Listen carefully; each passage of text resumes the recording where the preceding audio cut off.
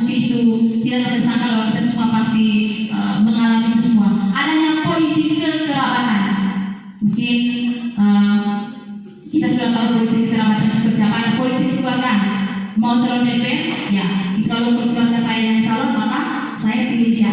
Lalu yang tadi persoalannya bahwa karena adanya politik kerabatan maka ya terjadilah yang namanya korupsi karena memilih tidak dari hati tetapi melainkan dari politik kerabatan itu sendiri.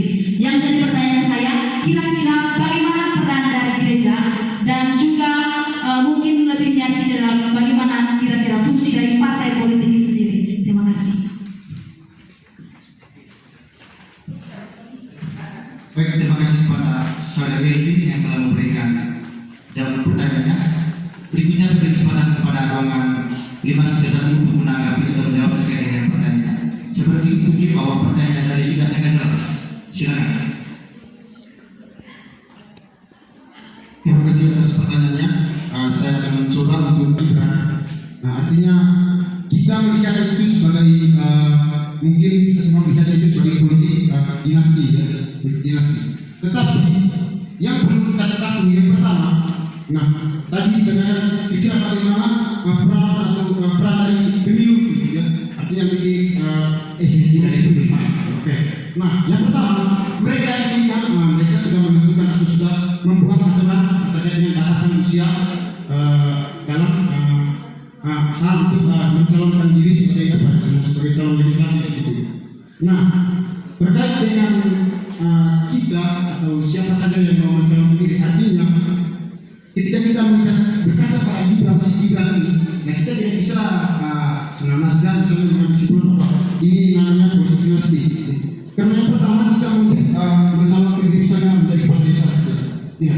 Tetapi yang perlu kita lihat adalah bagaimana sisi positifnya dan sisi positifnya. Nah itu poin pertama yang perlu kita ingat kita sebagai aktivis ya. Ya kita tidak perlu terlalu jauh memikirkan kira-kira seperti apa, tetapi kita harus melihat sisi positifnya. Lalu berbicara mengenai bagaimana perbedaan. Pertanyaan dari sebagai itu poin ini bukan untuk skala nasional. Supaya bisa silakan. Berbicara pada itu sudah mau lintas manai atau lintas nasional, atau kalau politik keluarga sekalipun tetapi kita harus melihat sisi apa ya, sisi positifnya. Kita harus melihat kira-kira apa yang mau dia buat di balik calon legislatif. Nah, yang perlu kita pelajari itu perlu kita tadi bahwa yang pertama-tama itu adalah diri kita sendiri dan memilih dia tuh. Karena yang berhak untuk memilih itu ya kita itu sendiri. Jadi kita sendiri yang tahu apakah dia ini baik atau bagaimana ya. Ya itu kembali kita sendiri. Nah lalu berbicara mengenai gereja, maksudnya sejauh mana gereja melihat persoalannya seperti ini. Nah yang pertama bahwa gereja itu kalau menurut saya pribadi, gereja itu tidak bisa secara langsung turun tangan membuat sesuatu misalnya terkait dengan politik dengan mengatasnamai gereja, tapi itu pun dengan kita. Jadi kita yang kompetitif juga tidak bisa dengan secara sengaja atau membuat sesuatu dengan mengatasnamai gereja.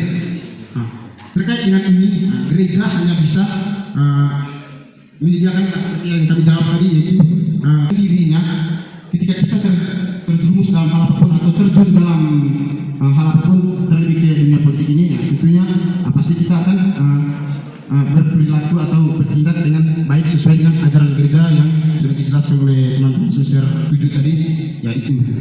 Terus itu sudah pemilih yang cerdas ya, pemilih yang mengaku berdasarkan hasil pemilih. Maka itu kita bisa memilih pemilih yang cerdas, memilih perubahan negara ya. Masih ada 3 menit lagi, ada tambahan ya, saudara.